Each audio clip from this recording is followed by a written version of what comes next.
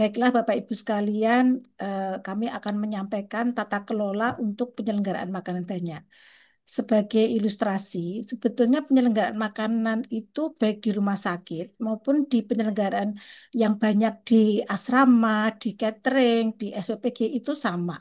Jadi Bapak Ibu sekalian, hanya kalau di rumah sakit itu produksinya itu kita ada yang berdiet khusus, ada yang makanan biasa, itu saja sebetulnya kembali pada produknya saja, tetapi bagaimana perilaku kita atau tata kelolanya itu sama, karena makanan yang kita produksi itu tidak menjadikan konsumen kita menjadi keracunan pangan. Itu sebetulnya sama tujuan dari kami kan memberikan makanan yang aman. Jadi Bapak Ibu sekalian, apa praktek yang kita lakukan ini sebetulnya akan berpindah ke lingkup yang lebih kecil di SPG. Itu saja sebetulnya ya. Mohon slide berikutnya, next slide.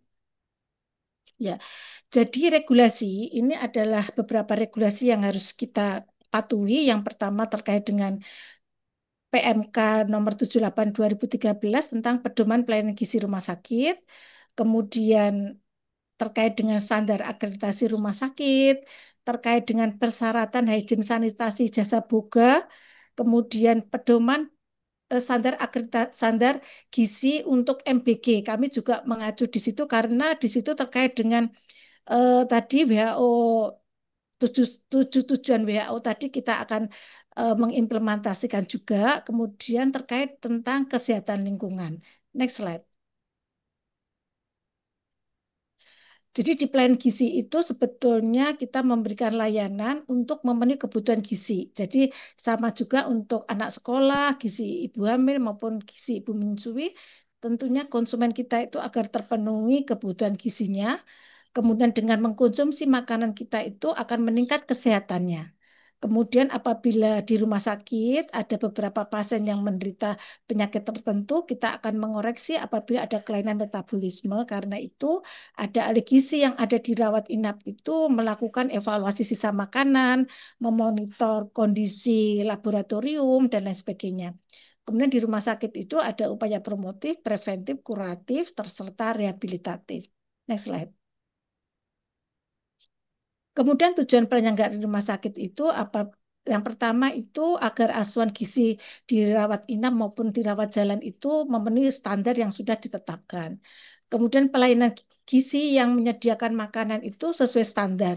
Standar kita tadi ada jasa boga, ada tentang keamanan pangan dan lain sebagainya itu harus kita ikutin untuk memenuhi kebutuhan gizi yang aman untuk dikonsumsi. Artinya aman itu tidak menimbulkan keracunan atau pemberian makanan itu di bawah standar gizi yang harus diberikan.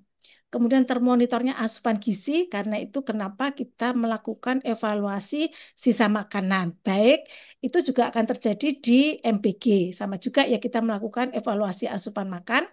Kemudian terselenggaranya penyuluhan dan konseling gizi, kemudian adanya pengembangan gizi. Next slide.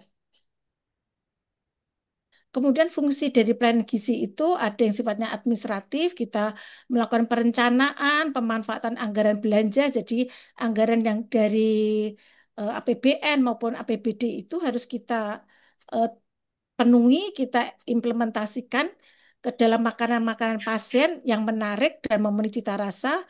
Kemudian dari sisi kuratif, kita makanan kita itu sesuai dengan terapi dietnya itu untuk mempercepat penyembuhan, memperpendek hari rawat.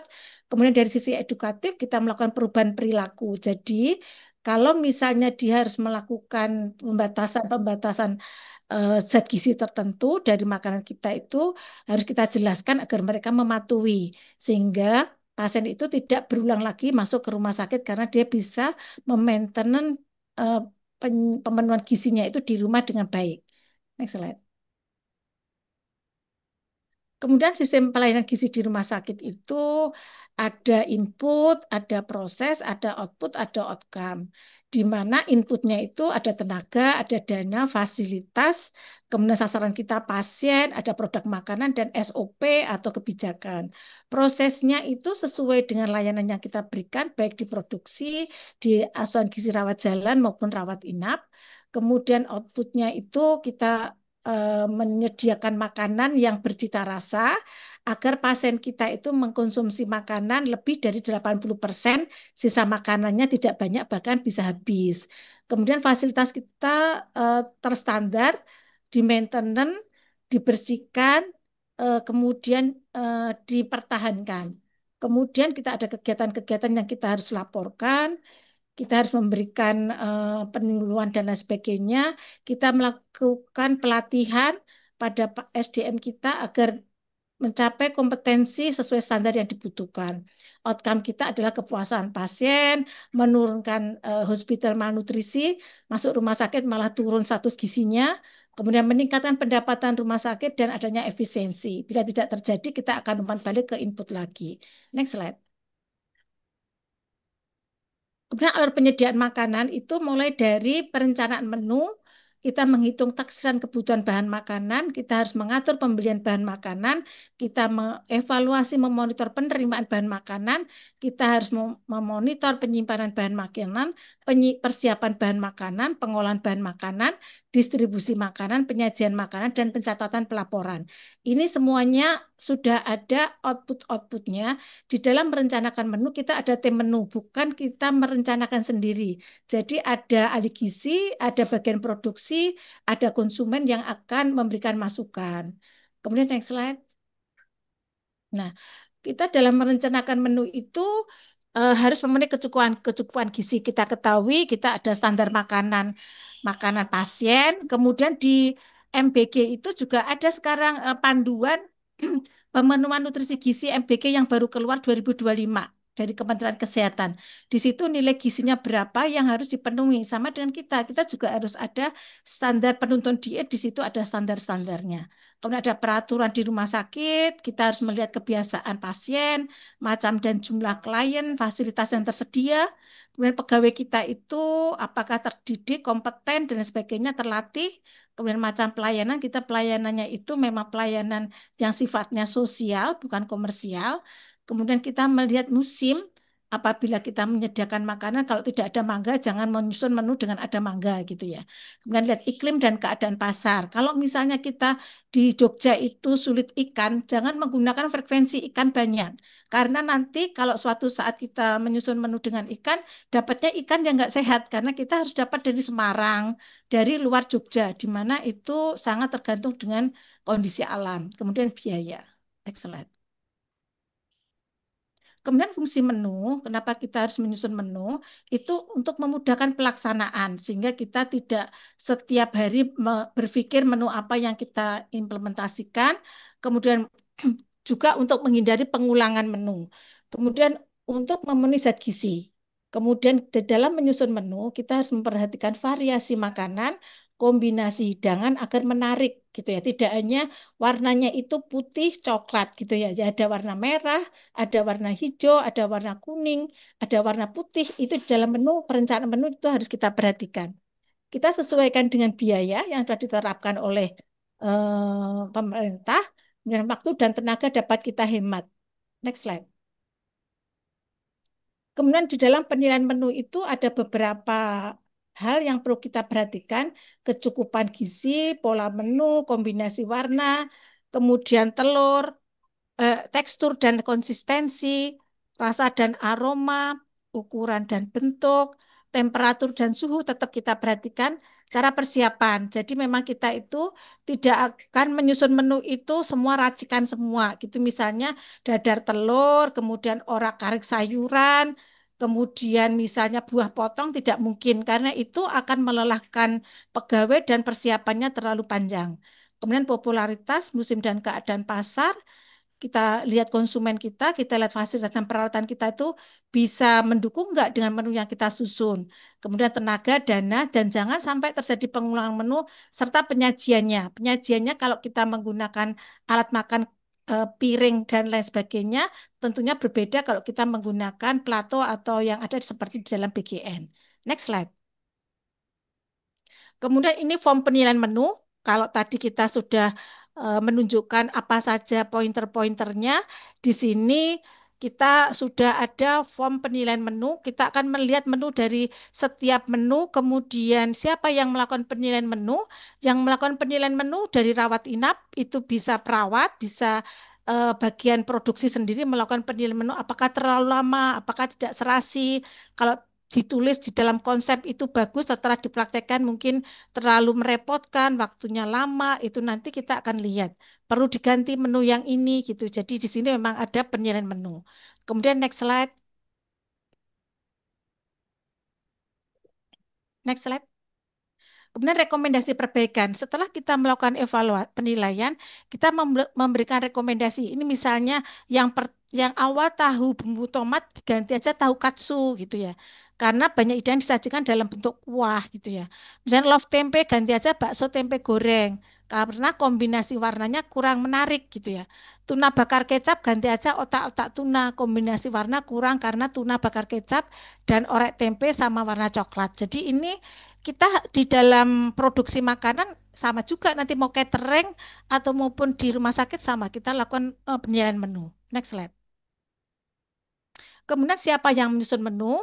Ada tim menyusun menu yaitu ahli gizi, pemasak, konsumen, keuangan, dan pramusaji. Berarti kalau di MBG siapa? Ahli gizi, pemasak, mungkin Bapak Ibu guru, kemudian keuangan itu berarti mungkin yayasan ya karena ownernya, kemudian baik yang tenaga waitersnya yang mengantar sampai ke sekolah itu juga sebagai orang yang membantu menyusun menu. Jadi sama, jadi tidak ada bedanya rumah sakit maupun SPPG. Next slide. Kemudian kita menghitung taksiran kebutuhan bahan makanan.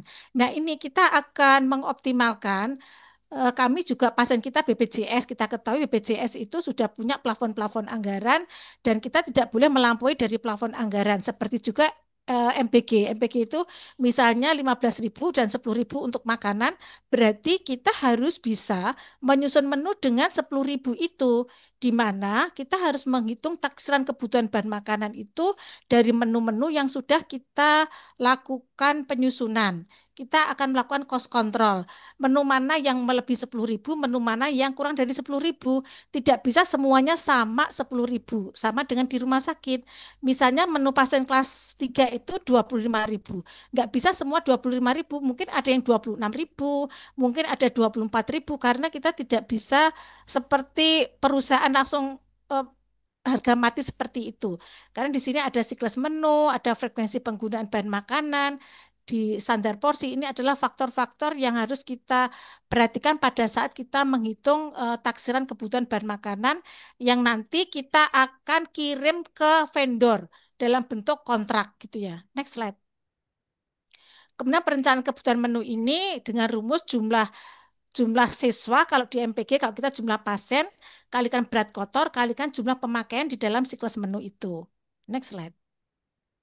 Kemudian rekap kebutuhan nanti seperti ini dalam kebutuhan 4 bulanan, mau 3 bulanan, 4 bulanan, atau 6 bulanan nanti tinggal mengalihkan lama kita menggunakan menu tersebut. Next slide.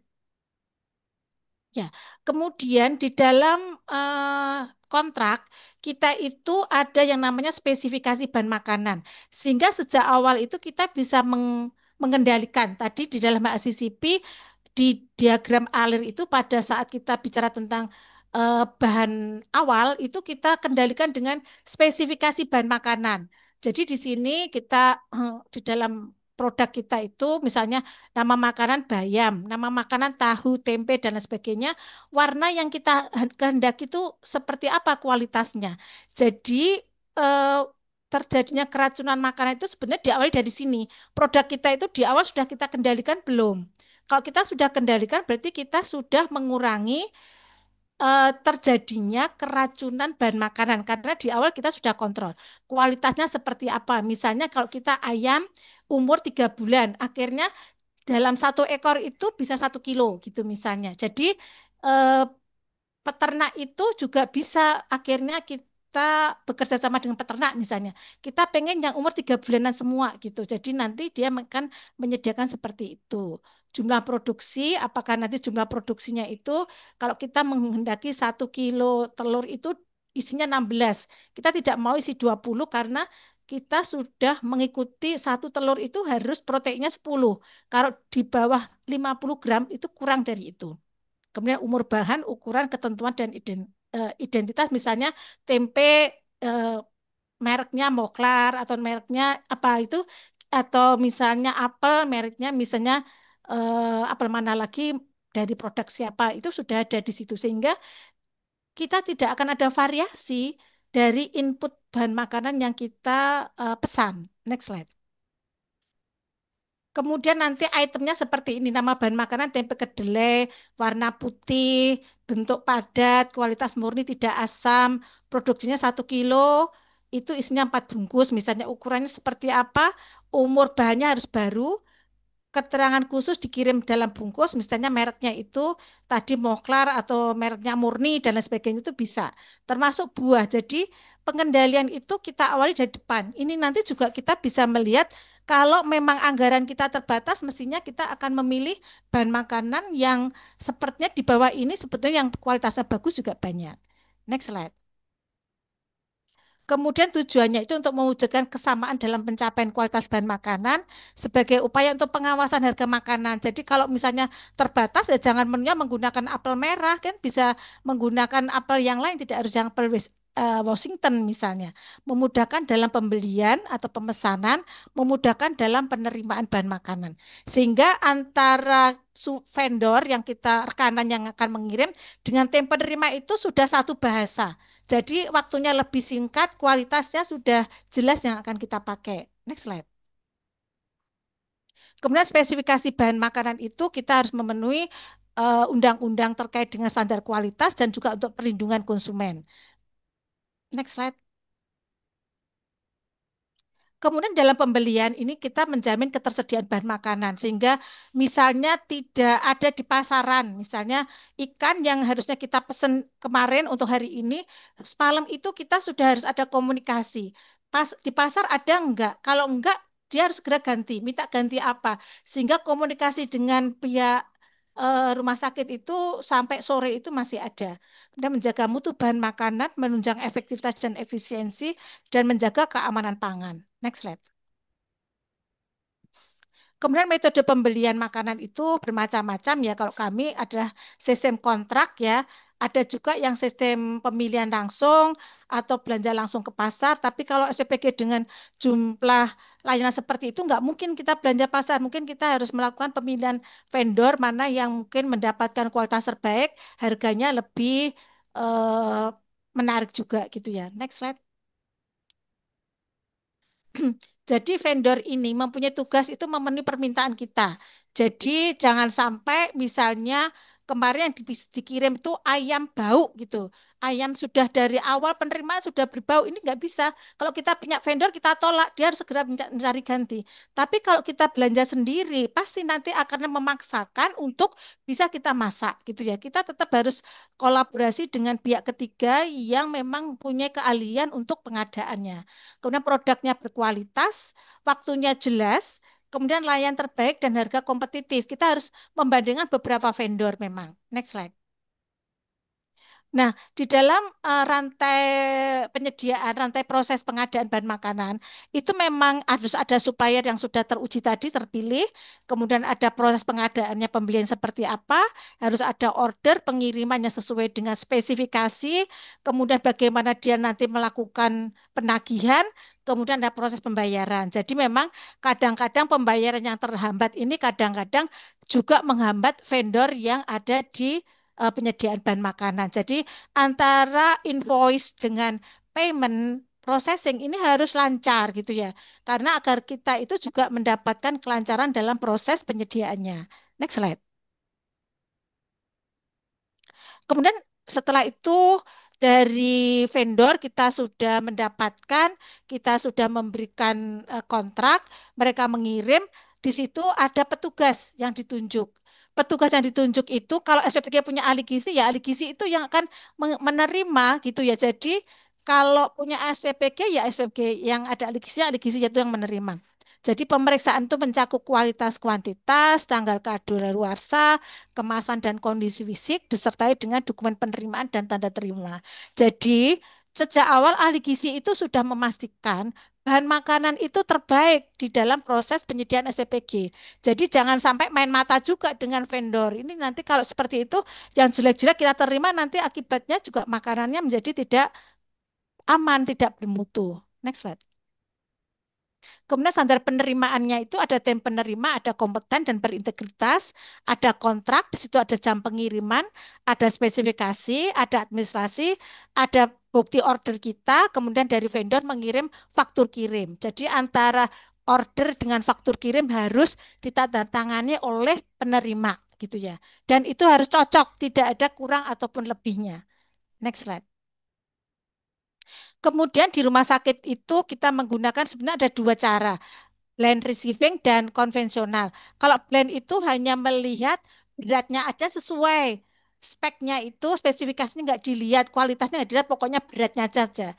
Kemudian kalau konvensional kita di rumah sakit selain kita melihat berat, lihat faktur, kemudian kita juga lihat spesifikasi karena di kontrak ada spesifikasi sehingga kalau kita menolak vendor juga paham bahwa ini tidak sesuai spek gitu ya.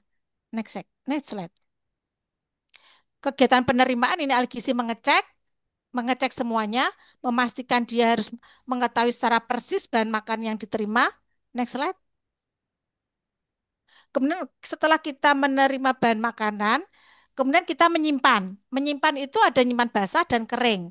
Jadi nyimpan basah itu kami tidak ada disimpan sampai lebih dari 1 hari. Semua digunakan dalam 3 kali pemasakan gitu. Jadi dalam 1 hari. Jadi tidak ada stok. Kemudian keringnya itu dikirim 10 hari sekali tergantung gudang kita gitu ya. Stok untuk 10 hari saja. Cara metode yang digunakan untuk penyimpanan basah yaitu just in time. Artinya persediaan untuk 3 kali makan dikirim habis waktu itu juga sehari itu. Kalau kita bahan makan kering kita menggunakan FIFO, first in first out, persediaan 10 hari. Bila ada sisa di 10 hari yang sebelumnya itu digunakan lebih dahulu. Next slide. Kelembapan AC penataan gudang kering. Jadi di dalam standar itu memang kelembapannya itu sudah ada gudang kering. Sehingga kalau dia suhu 22 derajat nggak bisa, kita harus kendalikan dengan AC. Gudang kering harus punya AC karena kalau tidak nanti kalau pas suhu panas dia akan panas, merusak kualitas bahan makanan. Jadi di sini harus ada AC, kemudian ditata sedemikian rupa bersih. Next slide. Kemudian ada palet, ada kartu steling. Ya, next slide. Kemudian syarat penyimpanan bahan makanan kering, gudang kering harus suhu kurang 2000 derajat Celcius. Ini nggak bisa kalau tidak punya AC ya. Kelembapan ruangan 80 sampai dengan 90, jarak bahan makanan dengan lantai 15 cm, jarak bahan makanan dengan dinding 5 cm, jarak bahan makanan dengan langit-langit 60 cm. Rujukannya adalah tentang syarat kesehatan lingkungan dan pedoman pelayanan gizi rumah sakit. Next slide. Kemudian penyimpanan bahan makanan basah sekarang. Syarat penyimpanan bahan makanan basah segar itu suhu tempat harus betul-betul sesuai dengan keperluan bahan makanan agar tidak rusak. Pengecekan terhadap suhu makanan dilakukan 2 kali sehari dan pembersihannya. Semua Ibu, bahan makanan sewu, ya, 5 menit lagi, nggih. oh ya siap. Bahan Terus, makanan ya ruang pendingin dan tidak ada penempatan bahan makan yang berbau keras maupun bahan makan yang tidak berbau. Next slide. Nah, ini adalah tabel yang harus diperhatikan pada saat kita menyimpan basah, baik daging, telur, atau sayur. Next slide. Termasuk di sini untuk makanan kering, makanan basah berkuah, kemudian makanan cepat saji, kemudian makanan disajikan dingin. Next slide. Kemudian di persiapan untuk di persiapan ini kita mempersiapkan sesuai menu, baik potongannya dan ukurannya potongannya. Next slide. Kemudian kegiatan persiapan itu waktunya 1 sampai 2 jam. Kemudian prioritas bahan makanan kritis yang berbasis hewan itu diselesaikan dulu. Daging, ayam, telur, ikan, susu itu diselesaikan dulu. Next slide, di persiapan. Racikan persiapan bumbu ini harus terpisah, tidak menjadi satu. Next slide. Next slide. Nah, kita itu menggunakan talenan yang berbeda-beda. Jadi ada talenan yang untuk daging, ikan, kemudian sayur, buah itu berbeda-beda agar tidak terjadi kontaminasi. Ini juga salah satu dari rantai HACCP. Next slide. Kemudian perilaku untuk petugas, di sini juga kita harus menggunakan celemek yang lengkap, cuci tangan wajib gitu ya. Jadi cuci tangan itu syarat untuk memotong rantai pengendalian risiko untuk keracunan. Next slide. Kegiatan di produksi. Nah, ini pengendalian quality control suhu. Kepala produksi itu ahli gizi lagi, kembali SPPG ahli gizi itu akan mengawasi suhu selama pemasakan.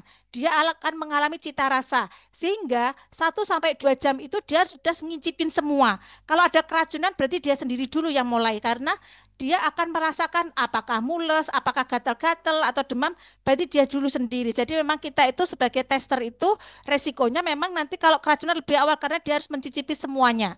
Harus ada pencicipan pada saat produksi. Next slide.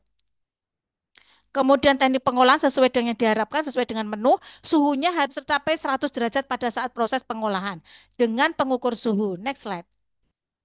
Nah, ini pengukur suhu. Sebenarnya nggak mahal pengukur suhu, nggak sampai harga 200.000. Semua bisa membeli, semua bisa melakukan ini. Kemudian untuk menjaga suhu 60 derajat harus pakai benmeri yang sebelah ini. Kalau nggak pakai benmeri nggak bisa. Kami sudah bertahun-tahun di penyelenggaraan makanan, semua bahan makanan setelah masak, kita masukkan benmeri, kita atur suhunya 60 derajat. Next slide. Kemudian di sini kegiatan holding time. Jadi holding time itu 1 jam. Setelah proses masak sampai nunggu distribusi itu maksimal 2 jam. Karena di suhu biasa, suhu 1 jam itu sudah turun 30 derajat. Ini sudah dalam pengamatan kita. Suhu distribusi harus 60 derajat. Kemudian benmeri itu kita cek rutin. Kemudian kita harus ada mesin berjalan apabila pengen cepat gitu ya. Kemudian ada monitor kesesuaian jumlah, ketepatan jam, dan kelengkapan alat saji. Next slide. Kemudian distribusi dan penyajian makanan tidak bercampur dengan bahan makanan berbahaya, menggunakan kendaraan pengangkut khusus, setiap jenis makanan punya wadah-wadah yang tertutup, kemudian isi tidak boleh penuh, pengangkutan untuk waktu yang lama, suhu harus diperhatikan, suhunya tetap 60, kemudian kalau sampai ke anak sekolah atau pasien kami 40. Next slide. Kemudian di sini untuk kita menggunakan pemanas, kereta troli kita menggunakan pemanas agar sampai ke pasien 40 derajat. Ini memang di MBG juga disebutkan. Suhunya terkendali sampai 40. Kita juga memang menggunakan PMK yang sama, suhunya 40. Next slide. Penyajian makanan suhu terjaga 40, tepat waktu, lengkap alat makan, dan identifikasi pasien. Ya, jadi kalau misalnya di MBG ada pasien yang alergi makanan tertentu, harus dipasang label, jangan sampai ketukar. Itu penting, karena identifikasi itu untuk kasus-kasus yang khusus. Next slide. Kemudian ini adalah hubungan jumlah bakteri dengan suhu waktu kita biarkan dalam suhu yang biasa kamar, percepatan penambahan bakteri sangat cepat. Ini sudah kita lihat dalam penelitian-penelitian. Next slide. Kemudian pencucian sekarang prinsip pencucian cepat, tepat, bersih, sanitasi terjaga dan tersedia sarana peralatan pencucian. Next slide. Kemudian bahan pencuci air panas dengan suhu 30 sampai 65, pembilas 85 sampai 95, harus menggunakan 2 air panas dingin, kemudian menggunakan sabun yang memang direkomendasikan. Next slide. Ya, ini adalah materi kami. Mudah-mudahan ada manfaatnya. Terima kasih. Kami kembalikan pada moderator.